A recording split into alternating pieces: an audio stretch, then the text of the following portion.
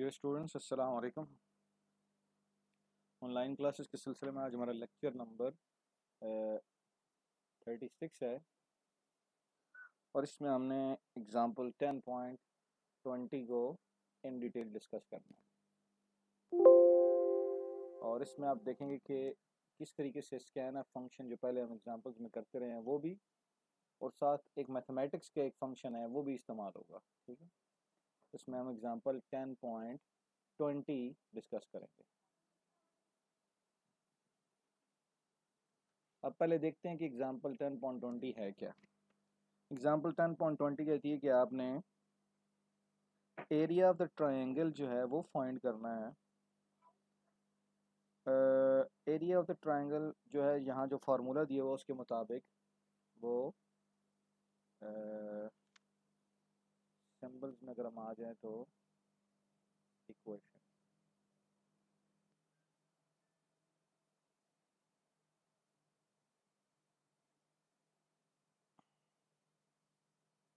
यहाँ पे करना ये है कि फार्मूला जो दिया हुआ है वो ये है कि S multiply S minus A, फिर S minus B and S minus C. ये formula area of the triangle का, जहाँ पे एस क्या है, एस जो है वो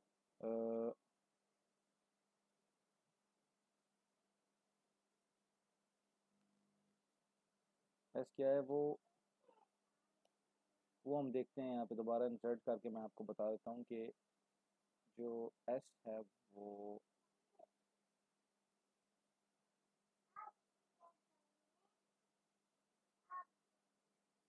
A plus B plus C divided by 2। जो ये फार्मूले हैं वो हमें दिए हुए हैं। ठीक है, आपने यूज़र से क्या करना है कि आपने फाइंड ये करना है एरिया ऑफ दी ट्राइंगल। आपने ये चीज़ फाइंड करनी है, इसके लिए आपको ये कैलकुलेट करनी पड़ेगी। एस आपको कैलकुलेट करना पड़ेगा, और ये जो ए बी और सी है ये यूज़र से लेंगे आप। ठीक है, तो इसके लिए पहले यहाँ पे हम एग्जांपल लिख लेते हैं। इस एग्जांपल में आप देखें तो यहाँ पे हमारे पास वेरिएबल तो दिए हुए हैं, 3 वेरिएबल हैं ए बी, और यहाँ पे हम लिखेंगे सी। ये ए बी और सी क्या है, ये जो ट्राइंगल की साइड्स होती हैं ये वो दी हुई हैं। ठीक है, ट्राइंगल की साइड्स हैं जो हमें दी हुई हैं। तो अब इसमें हम करेंगे ये कि पहले हम इन 3 वेरिएबल्स को यूज़र से एंटर कराएंगे। पहले आपने देखा था कि यूज़र से जो वेरिएबल्स एंटर कराए थे स्कैन के थ्रू, वो एक वक्त में 2 वेरिएबल्स में एंटर कराए थे।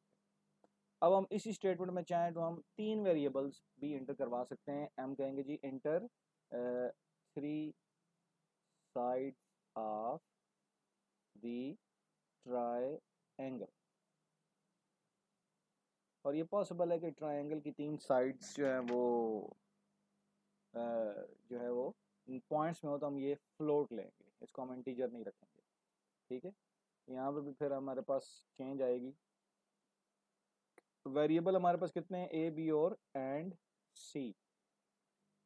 ये 3 वेरिएबल हो गए, तो फॉर्मेट स्पेसिफायर हमें जो यहाँ पे लिखने पड़ेंगे वो भी 3 लिखने पड़ेंगे। एक परसेंट एफ, क्योंकि ए बी और सी तीनों जो हैं वो फ्लोट हैं, परसेंट एफ और परसेंट एफ। ये 3 फॉर्मेट स्पेसिफायर और उनके साथ 3 वेरिएबल्स। अब यहाँ जो हमने यहाँ तक जो काम किया वो ये किया कि हमने यूज़र से वेरिएबल्स ले ली, वेरिएबल्स की वैल्यू ले ली। अब हमने क्या करना है कि कैलकुलेशन करनी है। कैलकुलेशन के लिए हम क्या करेंगे, एक और वेरिएबल ले लेंगे फ्लोट एस का, और फ्लोट एस और ए, कैपिटल ए कह देते हैं एरिया का, या हम उसे एरिया कह देते हैं, एरिया ही कह देते हैं। अब यहाँ पे क्या होगा कि एस में कैलकुलेशन होनी है, तो एस इक्वल्स ब्रैकेट लगाएंगे हम ए प्लस बी प्लस सी, ये 3 का जम हमने कर लिया, डिवाइडेड बाय 2 कर दिया। यहाँ से कैलकुलेशन हो गई, यहाँ से कैलकुलेशन हो गई एस की। उसके बाद हमने एरिया कैलकुलेट करना है। तो एरिया के लिए हम क्या करेंगे, फार्मूला लिखेंगे, हम, और इसके अंदर जो है वो एस मल्टीप्लाई, वो जो बात यहाँ हमने देखी थी कि ये जो हमने यहाँ लिखी है, कोशिश करता हूँ और यहाँ पेस्ट हो जाए, तो नहीं पेस्ट हो सकती। ये चीज़ जो हम यहाँ कैलकुलेट करना चाह रहे हैं वो हम यहाँ पे ऐसे करेंगे कि एस मल्टीप्लाई ब्रैकेट में एस माइनस ए मल्टीप्लाई, वहाँ पे मल्टीप्लाई का निशान नहीं है कि वो मैथ में अंडरस्टूड है, जहाँ कुछ भी नहीं होता वहाँ मल्टीप्लिकेशन होती है, तो यहाँ पे हमें खुद से डालनी पड़ती है, S minus B multiply S minus C. लेकिन इसमें जो एक चीज़ हमने छोड़ दी है वो ये है कि इसके ऊपर स्क्वायर रूट नहीं लगा हुआ, स्क्वायर रूट जो है वो पूरे के ऊपर है, वो हम यहाँ ने अभी तक नहीं लगाया, हमने सिर्फ इसके अंदर की स्टेटमेंट लिखी है। तो अब हम क्या करेंगे इसके लिए कि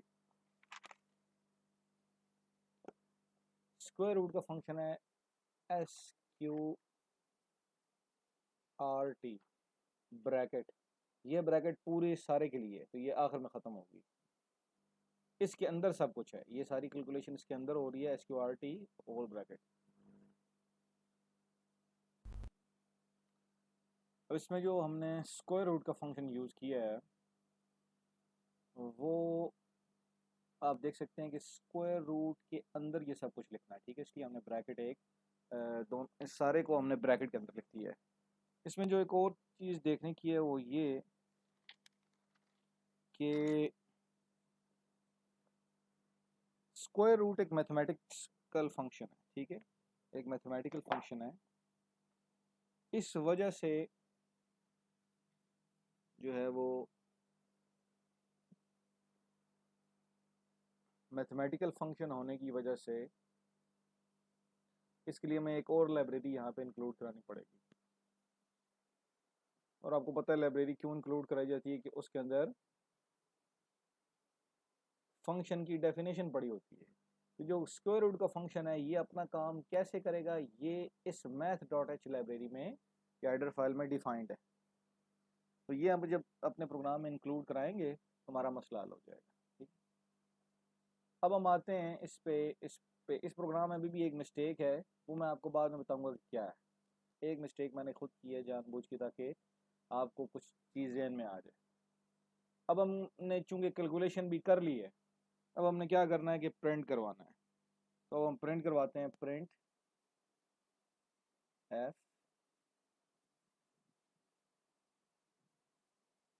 और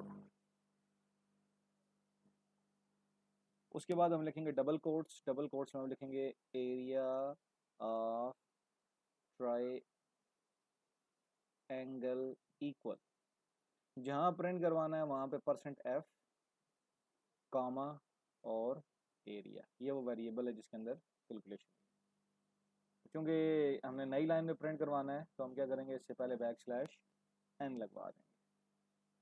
अब हम आते हैं इसको कंपाइल करते हैं, इसके अंदर है जी SQRT function,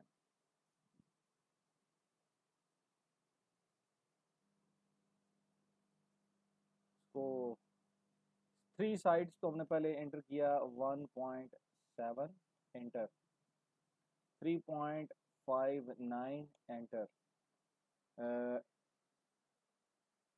7.369, area of triangle equal, एक मिनट में मिस्टेक हो गई, शायद मैंने ये प्रिंट एफ भी लगाया हुआ है,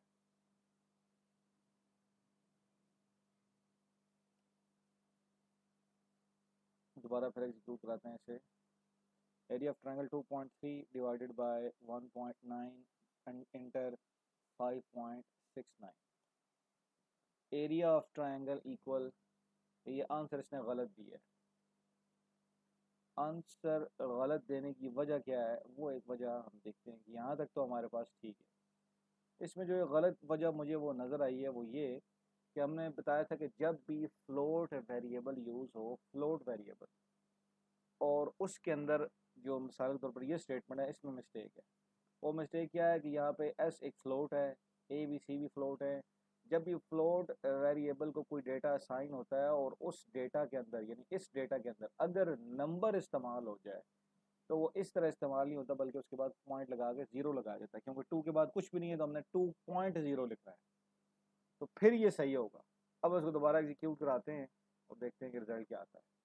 2.3 डिवाइडेड बाय 1.9 डिवाइडेड बाय, बल्कि हम तो ख़त्म करते हैं और बुक वाले डेटा लेते हैं। 10 उन्होंने लिखा हुआ है, हम इस तरह करने की बजाय पहले एक कैलकुलेशन कर लेते हैं कि क्या है एरिया ऑफ ट्राइएंगल। कैलकुलेटर, इसमें बेस और हाइट कह रहे हैं, ये नहीं चाहिए हमें, ए बी और सी। तो पहले चले हम बुक वाला करके देख लेते हैं, फिर अपनी कैलकुलेशन कर लेते हैं। सेंटर किया 10 डिवाइडेड बाय 10, एंटर 10, 43.30। ठीक है, ये सही आ गया। अब तसल्ली के लिए हम इसको हटा के करते हैं कि अब क्या रिजल्ट आता है। 10, 10 और एंटर 10। अब भी इसने ठीक निकाला है, लेकिन 2.0 के केस में ये इसलिए निकाला है कि 2.10 जो है ये इंटीजर हैं सारे।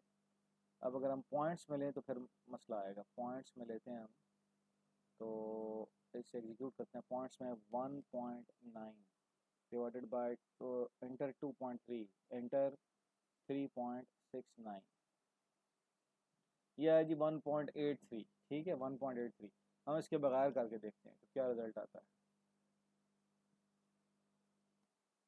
1.9, एंटर 2.3, एंटर 3.69, 1.83। फ़र्क इससे नहीं पड़ा, लेकिन फिर भी जो बाय रूल हमें तरीक़ाकार है वो यही है कि जब भी फ्लोट का वेरिएबल इस्तेमाल होगा और उस दौरान कैलकुलेशन में जहाँ कहीं भी नंबर आएगा तो उसके साथ आपने, अगर सिर्फ नंबर वैसे ही है, आखिर में कुछ नहीं है, पॉइंट्स में कुछ नहीं है, 2.0 लगाना है। ठीक है, मे भी कहीं एरर आ जाए, कहीं कैलकुलेशन किसी वजह से ना हो, तो फिर वहाँ पे प्रॉब्लम बन सकता है। वैसे तो प्रॉब्लम नहीं आ रहा है, किस तरह भी ठीक है पॉइंट के बगैर भी, लेकिन पॉइंट के साथ लगा देना इसलिए बेहतर है कि बुक जो है वो यही बताती है। अगर आप पेपर में इस तरह नहीं लगाएंगे तो हो सकता है वो आपकी सेंटेक्स की गलती निकाल दे कि इसको राइट करने का तरीका ये नहीं था और आपने ये तरीका कर दिया है, तो ये में भी इसके अंदर मिस्टेक हो जाए। ठीक है, तो ये था हमारा आज का लेक्चर। कल इस बुक का हमारा जो है वो लास्ट जो है लेक्चर होगा इंशाल्लाह। कल हम इस चैप्टर को ख़त्म कर देंगे। ठीक है, हमारा चैप्टर इंशाल्लाह ईद से पहले, कल हमारा लास्ट लेक्चर है, और लास्ट लेक्चर में मैं कोशिश करूँगा कि ये चैप्टर नंबर 10 ख़त्म हो जाए। तो इंशाल्लाह ईद के बाद, जब तक ईद की छुट्टियाँ हैं, ईद के बाद जब हमारा फर्स्ट लेक्चर स्टार्ट होगा तो हम चैप्टर 11 से स्टार्ट करेंगे। ठीक है इंशाल्लाह, तब तक के लिए अल्लाह।